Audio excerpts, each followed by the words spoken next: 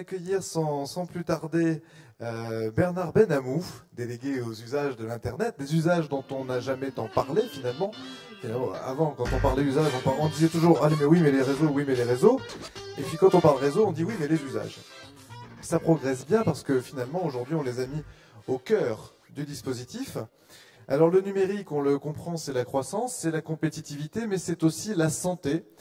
Et à ce titre-là, j'aimerais donc demander à Bernard Benamou de me rejoindre au pupitre afin d'évoquer pour vous et avec vous les nouveaux enjeux des objets médicaux connectés. On n'est même plus dans la e-santé, on est dans la M-santé, monsieur Benamou. Je peux? Oui. Voilà. Bonjour à vous tous et bonjour et merci à vous. Et effectivement, on n'est plus dans la e-santé, ou en tout cas pas seulement.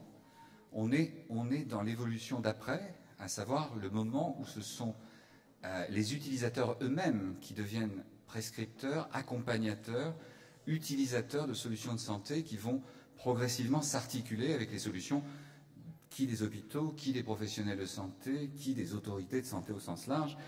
Disons d'abord et avant tout, pour revenir effectivement sur cette évolution, un constat. Et un constat qui est assez difficile, qui est assez douloureux, mais qu'il faut faire.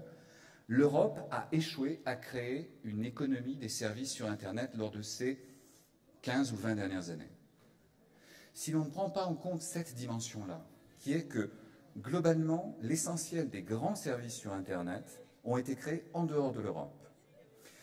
Or, il se trouve que l'évolution technologique est en train de rebattre les cartes. C'est-à-dire que nous avions un paysage technologique qui était relativement simple, avec des ordinateurs, des fournisseurs de services qui pouvaient globalement opérer des services un peu partout dans le monde et qui le faisaient.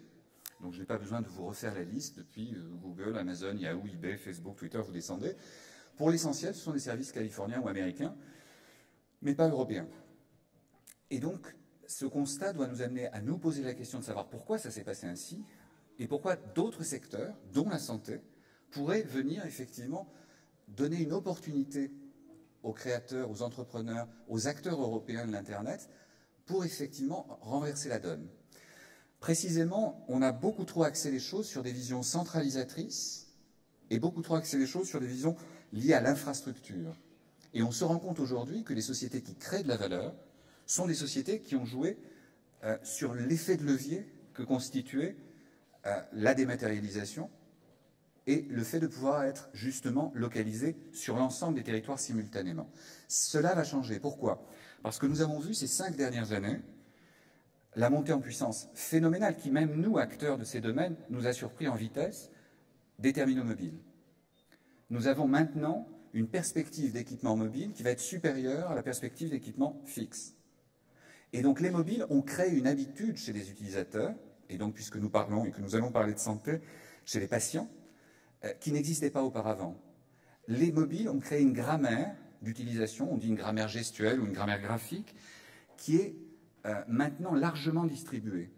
Et donc on peut s'appuyer sur les mobiles pour créer des solutions avec d'autres objets. D'où le titre même de l'intervention, ce sont des objets connectés tout d'abord aux terminaux mobiles et à terme peut-être des objets autonomes qui vont accompagner l'usager, le patient, dans sa vie de tous les jours. Et ceci est une véritable révolution. Révolution économique, où l'on voit que des acteurs nouveaux sont en train d'émerger dans le secteur industriel des objets médicaux, là où ils n'existaient absolument pas, un peu comme Apple, qui n'existait pas dans le domaine des téléphones et qui est venu faire vaciller le géant européen Nokia. Et bien de la même manière, on voit des sociétés qui se créent tous les jours avec comme objectif de renverser les grands acteurs du secteur, qu'il s'agisse de General Electric aux États-Unis, de Siemens, de Nokia, de Olympus au Japon et de bien d'autres. L'idée, c'est faire en sorte d'articuler des nouveaux capteurs, de nouveaux appareils, de nouveaux objets connectés avec qui des tablettes, qui des téléphones. Je vais vous donner un exemple qui nous réjouit particulièrement, parce qu'il est français, et que c'est une société qui vient d'être primée dans la plus prestigieuse manifestation d'électronique au monde, qui s'appelle le CES, qui se réunira dans quelques jours à Las Vegas. C'est la société Netatmo. Netatmo, c'est une petite société qui a été fondée par l'ancien cofondateur de WeThings, une autre société d'objets connectés qui a un grand succès dans le monde, et qui fait une station météo personnelle qui est capable de mesurer aussi le confinement de l'air, donc la qualité de l'air, aussi bien à l'intérieur qu'à l'extérieur. Et c'est en train de devenir l'un des objets les plus en pointe, les plus en vue de l'ensemble des objets connectés sur, je dirais, le marché des objets qui se connectent aux terminaux mobiles. Un autre point de satisfaction, quand vous regardez les marchés américains des objets connectés, en particulier l'Apple Store US, vous remarquez une chose, c'est que 5 des 12 objets les plus vendus sur l'Apple Store US, et je dis bien aux États-Unis, sont des objets français. Qu'il s'agisse d'objets liés au bien-être, qu'il s'agisse d'objets liés à la santé, ou alors d'autres secteurs encore, nous commençons à avoir une école française des objets connectés qui ne demande qu'à croître. Pourquoi? Parce que nous avons d'excellents ingénieurs, nous avons d'excellents designers, et que globalement le seuil pour construire ces objets n'est plus du tout le même que celui qui était nécessaire pour faire d'autres types d'objets industriels. Et donc on voit des petites sociétés capables d'avoir maintenant une empreinte mondiale dans ces domaines. Revenons effectivement à la santé. Pendant trop longtemps, on a parlé de la santé sous la forme verticale, c'est-à-dire d'objets centralisés et de technologies et de services centralisés, qui sur le dossier médical, qui sur les différents systèmes de télédiagnostic ou de télétraitement, mais fondamentalement, on faisait reposer tout le poids de la conception à une entité unique. Et force est de constater que ça n'a pas toujours fonctionné comme ça aurait dû. Or, la particularité maintenant, c'est que l'on a des appareils liés au bien-être, pas toujours à la santé, liés au suivi du poids, d'où la balance connectée de WeThings par exemple, liés à la tension et aux mesures des différents paramètres physiologiques, qui vont permettre à la personne de recueillir une information sur son état de santé, en anglais on parle de quantified self, et permettre progressivement de voir l'évolution de ces paramètres de santé. Ce n'est que le tout début. Aujourd'hui, nous avons quelques appareils dans ces domaines. Ils vont se multiplier avec, d'une part, la chute du prix des capteurs. Et je précise que nous, Européens, avons aussi parmi les plus grandes sociétés mondiales dans le domaine des capteurs, en particulier avec STMicroelectronics, donc le groupe franco-italien. Et globalement, on voit surtout un phénomène d'économie d'échelle importante. Pourquoi? Parce que là où auparavant, prenons un exemple, un échographe, donc une machine échographique, vous aviez besoin d'intégrer la totalité des composantes dans la même machine, c'est-à-dire l'ordinateur qui permettait de gérer les images, les systèmes de capteurs et l'ensemble des systèmes d'interface entre les deux.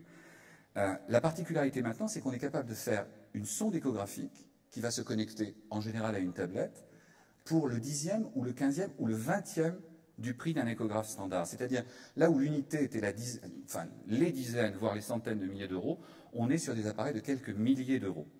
Et on voit donc un changement radical dans le modèle économique des sociétés qui sont en train d'arriver dans ces domaines.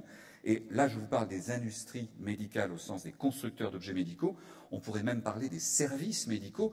Récemment, et de façon peut-être un peu provocatrice, le cofondateur de Sun Microsystems, M. Khosla, a eu l'occasion de dire « Je pense que les technologies des objets connectés dans le domaine de la médecine vont réduire le besoin dans le domaine des professionnels de santé de 80%. » Loin de moi l'idée de reprendre cette statistique qui repose évidemment sur une estimation au doigt mouillé, mais fondamentalement, l'idée suivant laquelle la médecine elle-même va changer est une idée qui est maintenant largement acceptée parmi les spécialistes du secteur. Je vous invite à lire l'excellent ouvrage sur ce sujet de Eric Topol, un des tout meilleurs cardiologues aux États-Unis, et un grand spécialiste de tout ce qui est médecine numérique, qui a écrit un livre dont le titre est évocateur. Le titre de son livre, c'est « La destruction créative de la médecine ». Donc, amateur de Schumpeter, vous aurez compris effectivement la référence, mais fondamentalement, ce qu'il y décrit, c'est la modification en profondeur des outils du diagnostic, autant que des industries, aussi bien laboratoires pharmaceutiques que industrie des appareils et des industries médicales au sens large, dans les années à venir. Ça mérite vraiment d'être approfondi pour nous, Européens. J'y reviens. Pourquoi? Parce qu'avec cette évolution du mobile et des objets connectés au mobile, l'Europe a une opportunité qui ne se reproduira pas dans les 4-5 ans qui viennent, de laisser une trace durable et, pourquoi pas, d'affirmer un leadership important dans ces domaines. Et faire en sorte que les 3 vecteurs économiques majeurs de l'Europe, que sont, d'une part, son marché de la mobilité, qui, on l'oublie souvent, est l'un des tout premiers, si ce n'est le premier au monde, en valeur, si ce n'est en volume d'utilisateurs.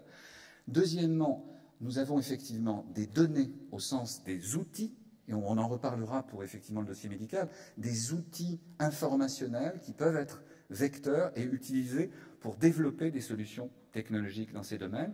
Et enfin, nous avons les cerveaux, les tout meilleurs cerveaux qu'on nous vole très régulièrement pour aller travailler, comme on dit, au soleil californien. Je préciserai que un des concours les plus intéressants à suivre de ces derniers mois est un concours qui a été mis en place aux États-Unis. Enfin, je vous en citerai deux.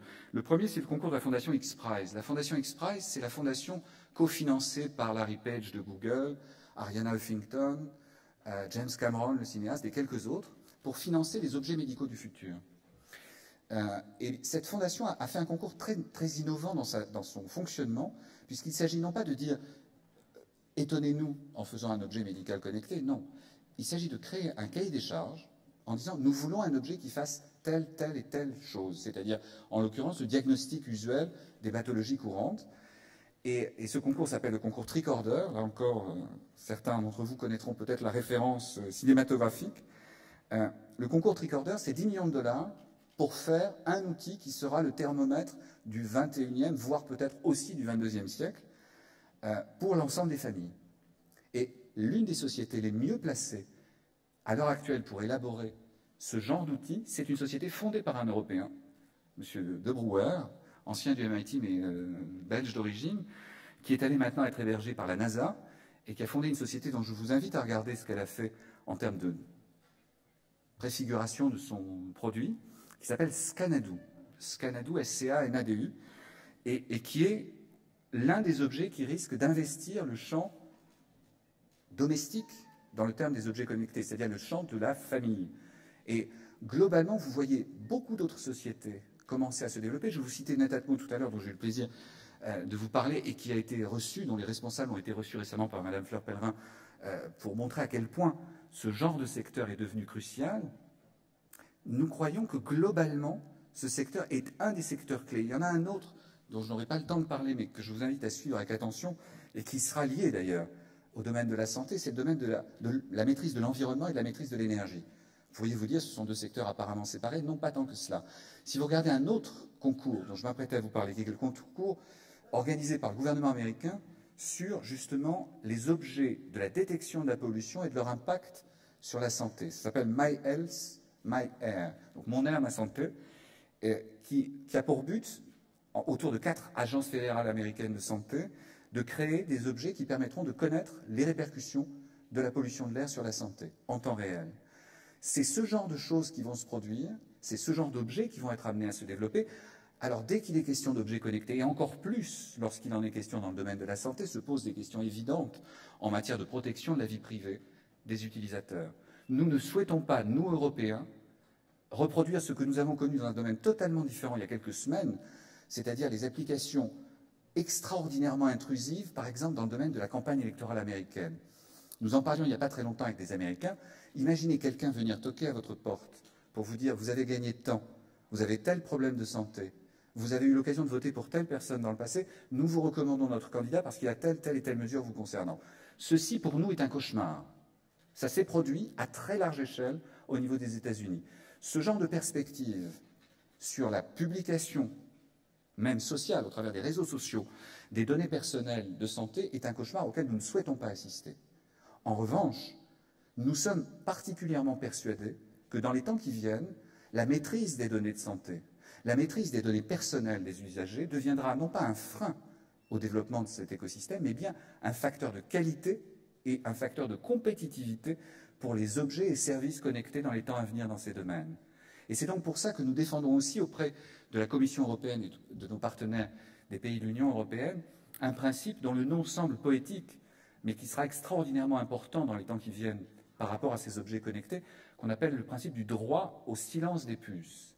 C'est-à-dire le droit du citoyen à être certain que les appareils et que les objets connectés qui seront présents dans son environnement ne parleront pas de lui sans son consentement. Ceci, pour nous, je dirais, participe d'une logique industrielle que nous souhaitons développer, où ces objets, ces services se développent en accord avec les principes et valeurs des citoyens. S'il devait en être autrement, nous prendrions le risque, nous, Européens, de voir se développer un écosystème, là encore, pour reprendre des références cinématographiques, à la Minority Report ou à la Gattaca, qui sont exactement inverses de ce que nous souhaitons. Et c'est donc pour ça que nous sommes en cette période justement de développement intense dans ces domaines, nous sommes particulièrement attentifs à faire en sorte que ces industries qui peuvent représenter, comme l'a dit Madame de Bonneuil dans un rapport rendu récemment, Madame de Bonneuil donc de l'Inspection générale des finances, un relais possible de croissance pour la France et pour l'Europe, nous considérons que c'est essentiel que de le créer, c'est essentiel d'aider à ce que ces technologies se développent, mais aussi qu'elles ne viennent pas transfigurer le paysage et les principes qui ont été effectivement à la base de nos systèmes de santé, de nos sociétés au sens large. Et c'est pour ça que cet Internet des objets, et en particulier des objets médicaux, sera si important parce qu'il sera, je dirais, l'épicentre des révolutions à venir dans ces domaines.